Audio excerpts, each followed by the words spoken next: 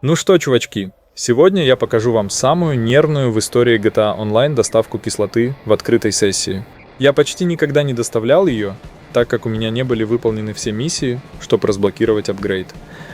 Но тут я прошел буквально пару миссий и заметил, что все, готово, можно купить апгрейд.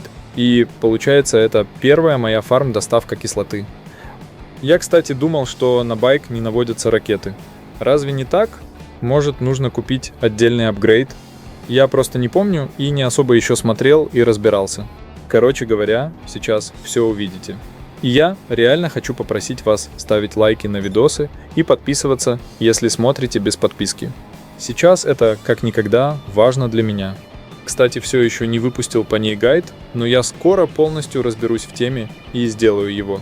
А сейчас это как тизер того, что вас ждет, когда вы начнете жестко фармить эту движуху. На меня нападет куча гриферов на разном транспорте, и весь мой фарм будет держаться на соплях каждую секунду. Короче, досматривай до конца, если интересно, чем все закончится. Кстати, зацени дизайн моей кислотки. Как тебе? Я в восторге, но мне кажется, что опрессоров вокруг все еще мало. Короче, ладно. Я вот только начал продажу, отъехал на пару метров, сразу влетает Делюкса. Естественно. Многие спрашивают, в чем секрет моих сессий. То есть, почему у меня в сессиях постоянно идет война, или меня постоянно кто-то пытается уничтожить. Все просто. Надо задолбать несколько человек, и эта война пойдет по всей сессии. В итоге получаем вот это вот все. Мы ему немного накидаем, но надо не забывать, что у нас всего 20 минут. Так что, если попадаете в подобную ситуацию, поглядывайте на время. Короче, чувачка вроде успокоил, раздуплился и пытаюсь ехать дальше.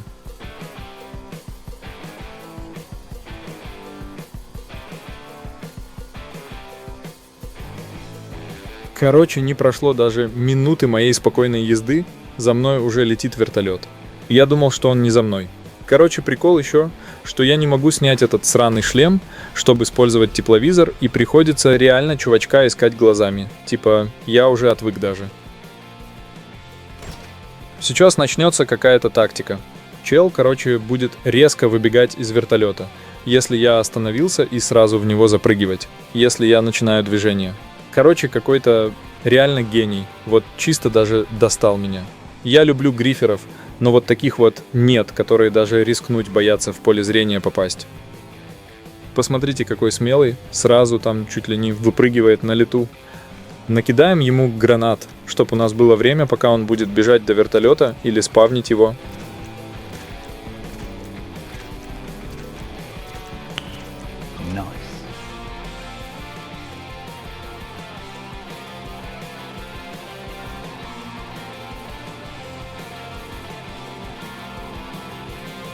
Опять из вертолета выпрыгивает, как только я с байка встаю. А ну что это? Короче, без тепловизора лень его искать.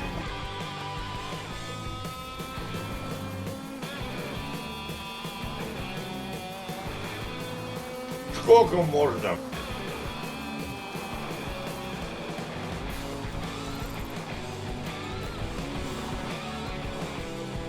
Вот что он опять пытается сделать. Я решил решить с ним вопрос полностью, но сначала хотел засейвить груз на 2 точках, чтобы в минус не сделать доставку, если что-то пойдет не так. Так как у меня был расчет, что он устанет впитывать и свалит.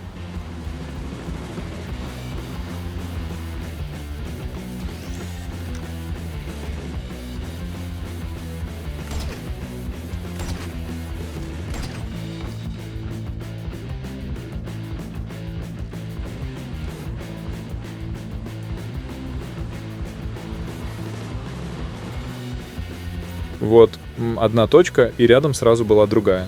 Самое непонятное с некоторыми гриферами, как и в одном прошлом видео, зачем они преследуют тебя и пытаются сделать пакость, если они даже это не могут.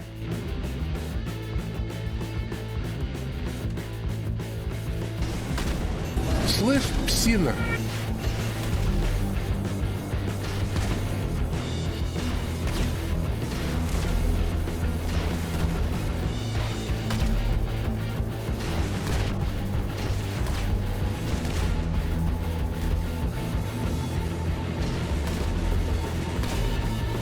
Ну вот, второй чувачок на сегодня тоже выполнил свою норму гриффинга.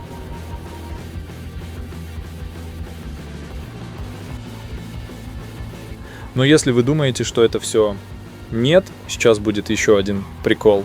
А у меня, как видно, время начинает играть против.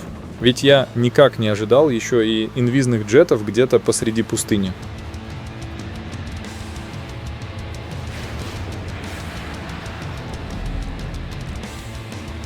Думал уйти вскрытку, но там еще надо ждать почти 2 минуты. Что ж, пришлось опять уничтожать гриффера. Сколько можно, ёб твою мать, блядь?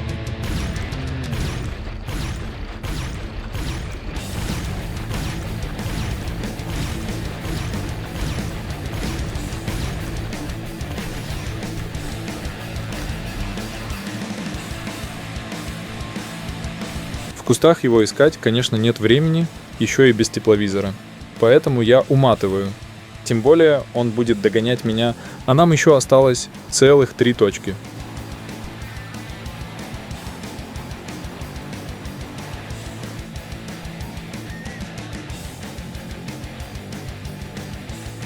Вот и он. Но этот, конечно, умеет хотя бы как-то играть и даже скинуть ракету ПЗРК.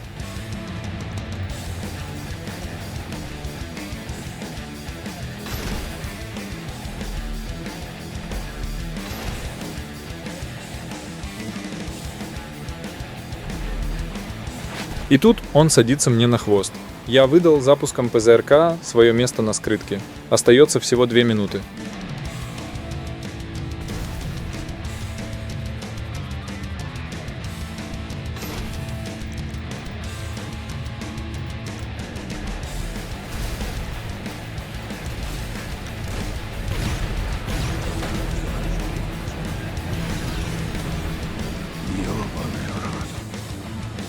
Мне повезло больше, поэтому он слит.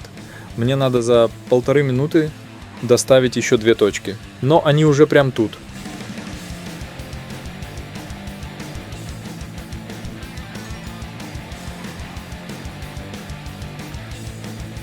И вот последнее. У меня уже нет скрытки, и он вот-вот будет лететь ко мне на опрессоре. Но я продал все в последние секунды. А значит, теперь можно спокойно усмирить этого чувачка.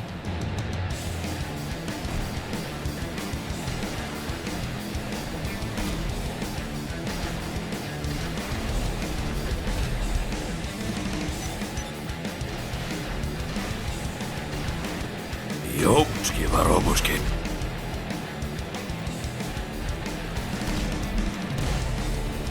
Кто-то в комментах спрашивал, зачем тепловизор на опрессоре. Вот пример, чел на управляемом танчике, и мы его быстро нашли. И, кстати, в другом комментарии спрашивали, почему у меня на танчике не лазер, а просто патроны. Вот, чтоб не устраивать лазерное шоу в тепловизоре у противника. Короче, чувачки, не забывайте ставить лайк. Если понравилось видео, писать свои мнения и реакции на ситуации из видоса. Подписывайтесь, если вы смотрите без подписки. Я очень хочу наконец первую 1000 подписчиков. Спасибо за просмотр.